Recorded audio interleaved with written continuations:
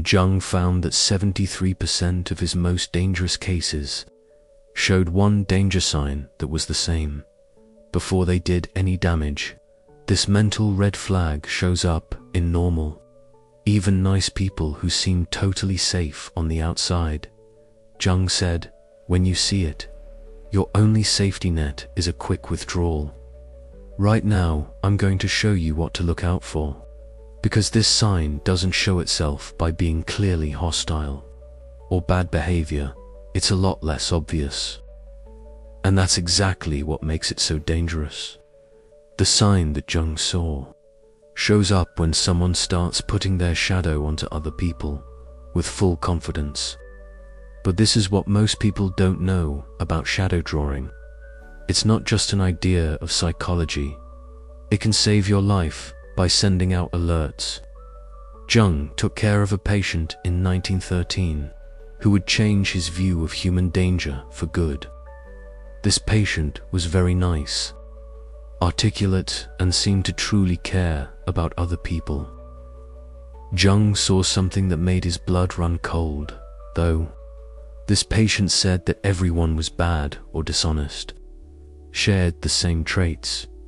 Jung knew these were the patient's own traits, rejected traits that showed the patient wasn't just wrong about people. He was deliberately casting his shadow on everyone nearby. This person had ruined 3 relationships in just 6 months, got 2 co-workers fired, and caused his own brother to panic and lose his mind, all the while staying completely innocent, seeing himself as the victim. And Jung knew he hadn't just misunderstood something. He was seeing the most dangerous way that people think and act in dealing with people. Unconscious projection of shadows along with complete belief. What scares me more isn't that part. What scared me the most, what current neuroscience has taught us about this process. When someone really projects their shadow, their brain changes reality in a physical way to support their skewed expectations. The work of Dr. Robert Sapolsky at Stanford University shows that during episodes of strong projection, the same brain networks are active as when someone is mistaken. It's not clear that the person is lying. Their brain has actually changed how they see things. This is why shadow generators seem so real to other people. Their skewed views are really what they think, because their method for filtering neurons has been taken over by mindless content. But this is where things really get dangerous. The belief of the projector makes what psychologists call fields that distort reality. They don't just see you wrong, they get other people to see you through their skewed view. Jung wrote down case after case where shadow projections hurt people's reputations, whole social networks and ties, by letting their unconscious images spread. For sure, when was the last time someone said something bad about you you've never had? You have feelings or goals that you never had. If they knew for sure, they did it, not subject to any proof you presented. In real time, you were seeing shadow projections. This is why shadow projection is so sneaky. The more powerful the project, the projection becomes more sure of itself. It can trap whole families in a psychic feedback loop. Places of work and towns, old knowledge, traditions knew about this event long before Jung put it into words. From a scientific, Buddhism talks about the glass that is dark, that shows one's own flaws as outside things. Christians are told not to look at the log in someone else's eye, while you miss the beam in your own. But Jung went further. He learned that shadow projectors don't just see things differently than they really are. They make up different realities that seem real to them, and more real to other people. When you notice a total disconnect, the warning sign shows up between how someone talks about you and your real inner experience. They give thoughts and feelings and motivations for you that aren't in your awareness, and they're so sure of it that you start to doubt your own reality. This is the sharpest psychological gaslighting you can get. Not trickery on purpose, but unthinking distortion of reality that can actually cause targets to lose their minds. The extension isn't the real danger, though. What's really dangerous is how shadow projections work. Unconsciously bring other people into their skewed world. Jung said this was a joint possession. When whole groups start to see the world through the images of one person. The cognitive dissonance study of Dr. Leon Festinger explains how this works. When someone shares their views with complete conviction, others feel psychological pressure to match their thoughts with the projector's certainty, instead of believing their own contradictory views. This is how families turn against people who are blamed, how workplaces bully innocent workers, how groups make people worse, because of made-up claims that have no basis in reality. The projection turns into the center of a mental storm, organizing others without realizing it, that they attack the traits they can't accept on their own. This is what Jung saw in his most dangerous cases. It wasn't just their shades that they cast. They built entire social systems around the ideas they had. The person who is being projected on becomes alone, gaslit, and finally broken by a group illusion. They had nothing to do with making. Jung came up with 5 clear danger signs. Those showed dangerous shadow projection. Sign number 1, being sure of what other people are trying to do. They don't say, "I believe you may be." They say, "You are sure of what you believe about your inner states, drives, and personality." Sign number 2, immunity to information that goes against what you say. No matter what you say, clarification or evidence to the opposite can change their minds. They understand your attempts to fix their misunderstandings as more proof that they are right. Sign number 3, strong feelings, not in line with the evidence.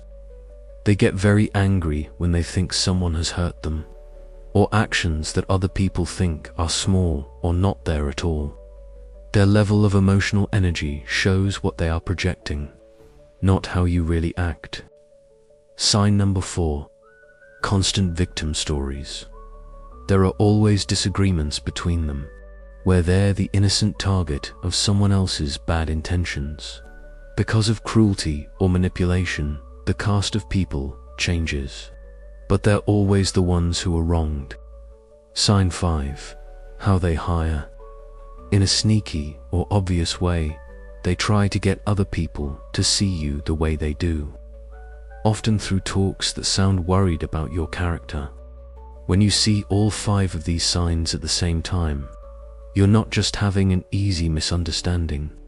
You're having with your personality or an unconscious shadow projection that will get worse until it breaks something. Your image, your relationships, or even your mental health. Shadow projection increases in a way that can be predicted, that Jung drew from seeing patients for decades. Stage 1, first image. Claims or charges that aren't quite right, that don't match up with your reality. You just brush them off as mistakes. Step 2, conviction becomes clear. The predictions are made more often and with more confidence. The projection makes it clear what they think, even with your changes. Stage 3, the distortion of reality.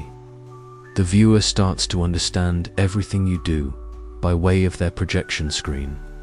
Actions that aren't harmful become proof of bad intentions. Step 4, engaging with the public.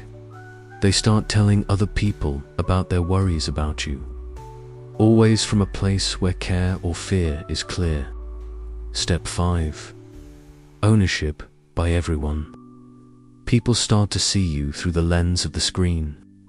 You have to protect yourself against accusations. That doesn't make sense. Step 6, exclusion from the system. The common projection guides the group's work. deliberately ignoring or attacking you for traits that you have, mainly in the projector's unconscious mind. If you understand this trend, you can avoid years of mental harm. The important thing is to see stage 2 and getting away from yourself before the plan gathers a lot of support. But shadow projection isn't the only sign of danger that Jung found. Jung found a mental state that was even more dangerous: ego inflation, while shadow generators are dangerous without realizing it. People who are big are firmly convinced of their own rightness, while not being able to see their shadow at all. The swollen person doesn't just cast a shade, they connect with archetypal forces that are much bigger than their own ability to fit in. They are taken over by the hero, the wise one who tells the truth, or the good judge.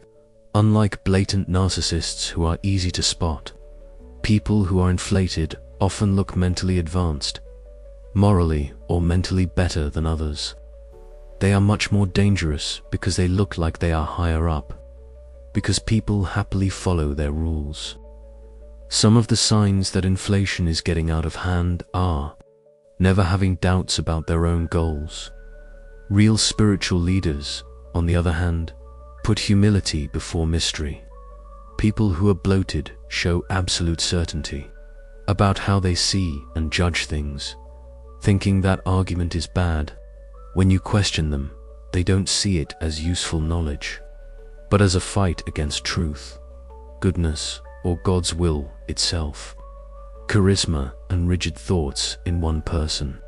Their passion draws people to them like magnets, whereas their bloated state makes them mentally rigid.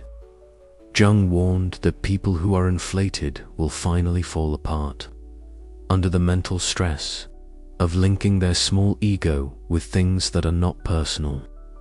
But before they fall, they often do terrible damage to other things through their firm belief in their own righteousness. The third sign of danger that Jung found is fully identifying with the social image, the mask we show off, ending up being the only name the person knows. This leads to the perfect person problem, as Jung put it. Someone who was so good at meeting social standards that they're no longer in touch with their true selves and shade. The risk isn't clear because people known personally are often examples of how to act in social situations. They understand what to say all the time, how to make faces, and how to act. This perfection hides a scary emptiness, though. When someone has put all of their mental energy into something, in keeping a perfect external appearance, their rejected shadow sides don't go away. They build up in the mind, the same as mental pressure in a closed box. Uncanny social perfection is one of the danger signs. It looks like they never have bad days, inappropriate responses, or flaws in people. Despite being technically right, interactions have an artificial quality to them. When they're around, something feels empty or fake. Drastic responses to what they see as image threats. Any threat to their ideal self sets off disproportionate responses on defense. Jung wrote down how personas helped him figure out who people were. Often have sudden shadow eruptions, events with explosions, where all the things they've been holding back come out in harmful ways. The better the character, the bigger and more dangerous the shadow blast will be in the end. This could be the most worrying sign. Being young and identified is the archetypal property. Whenever someone loses their unique identity and opens the way for transpersonal forces to flow through, more than their ability to integrate. This state is clear to you.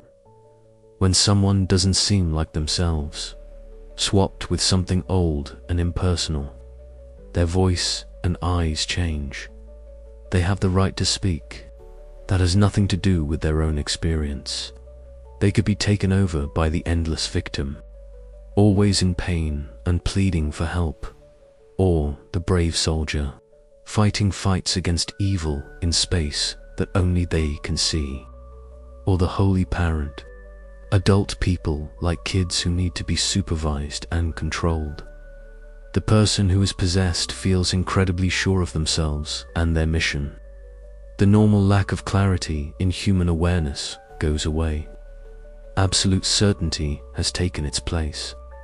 That can be very convincing to other people. Here's why the most common type of ownership is so dangerous. Extreme opposites are found in images. The same kind of archetypal force that makes saints. Followers are also made when someone is possessed by the savior figure will always show its darker sides. Very often, they end up becoming what they say they are against. Jung cases with records where people who were possessed did things completely against what they know to be right, afterward having amnesia or lengthy explanations so they can explain their confusing behavior. Jung called the need to repeat something the last dangerous sign. Unconscious habits, where someone keeps reliving the same painful events over and over again, even though they thought they were victims of bad luck. This sign may not seem as dangerous as the others, but people who can't stop doing the same thing, unconsciously, they get other people to play parts in their unsettled dramas about the mind. The warning shows up when you notice that someone keeps ending up in the same, going through hard things with different people, always following scripts that are strangely similar. They look truly shocked every time the pattern happens again, as if they were fated to be hurt, rather than them being unaware creators of their own repeated experiences. The risk is getting caught up in their mental stress without realizing it. You can find yourself being a part of a story that started before you met this person. Almost always the betrayer, leaver, or attacker. This was what Jung called negative coincidence. The unconscious ability to plan how people will meet, that keep unresolved trends going. The person who is stuck in compulsions to repeat things, sends information without realizing it, that bring in exactly the people who can help them make a new one. Terrible situations. Now that you know these warning signs, how do you keep yourself safe? Jung's protection technique looks very easy, but it's not. Being aware of your surroundings and setting limits right away. Step 1. Go with your gut. If someone's view of you regularly differs from what you're feeling inside, trust your own reality over what they're telling you. No need to try to persuade them in step 2. Shadow projections made people bigger. Unpossessed people can't see proof that goes against what they believe. When you try to persuade them, their projections often get stronger. Step 3. Limit the data. Don't give out private information that could be used as proof, adding weight to their predictions. Step 4. Interact with documents. Write down what was said and heard. A lot of the time, presenters change history to fit their skewed stories. Step 5. Get an outside view. Talk to people you trust who know both you and the projection. The truth. Talk to people who are not in the imaging field about how you see things. Step 6. Pull out when needed. Sometimes the best move is not to play at all. If someone shows more than one sign of danger, withdrawing strategically might be the only way to stay safe. Remember that patient who changed Jung's view of how dangerous people can be. The one who broke up marriages while staying completely honest. Jung finally understood that this patient's shadow projections weren't made by chance. They were planned ways for him to avoid facing his own abilities, for the same things he saw other people do. The guy couldn't handle it. Having knowledge that he could be manipulated, being mean and selfish, so His unconscious mind brought up these traits on everyone else around him, which made him feel pure, while unconsciously doing the things he said were wrong. The sad irony of shadow projection is this: people turn into the things they hate or fear the most, all the while staying completely asleep, that of their own change. But Jung found something that can save you. When you are aware of these trends, they lose their power. When you can spot shadow projection, personality, identity, and ego inflation, symbolic possession, and the need to do something over and over, you are no longer open to their unconscious control. The most dangerous people, some people who don't know how dark they are. The moment you become aware of these patterns, in yourself and in other people, when you step out of their psychic area. Jung spent his whole life drawing maps of these dangerous places, of the mind, not to make people afraid, not to make people free from mental manipulation, being free of projection fields, freedom from being dragged into other people's mental problems. What Carl Jung thought was the most dangerous sign is more than just shadow projection. It's not being aware of your own shadow at all. When someone is completely sure of what they think. When you come across someone with this sign, remember what Jung said. Fully accepting yourself is the scariest thing that can happen. People who can't fully accept themselves will make you the place where everything is kept. They can't stand to see what else they are. Your safety doesn't come from fighting their ideas, but in staying aware of what is yours, and what that knowledge is theirs, is your defense against the most dangerous things in your mind, in dealing with people. Have these danger signs ever shown up in a relationship? Tell us about your experience in the comments.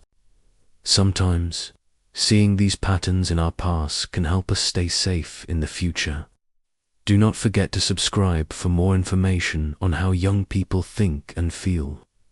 Things that can change how you deal with people. If you want to learn more about power from a strategic point of view, watch my movie Never Defend Yourself to learn more about motivation and dynamics. Machiavelli's law that makes your foes weak, where I talk about a psychological rule. These days, research has shown incredibly powerful. As soon as you protect yourself, you're already behind in the game. Thanks for watching, and see you in the next world.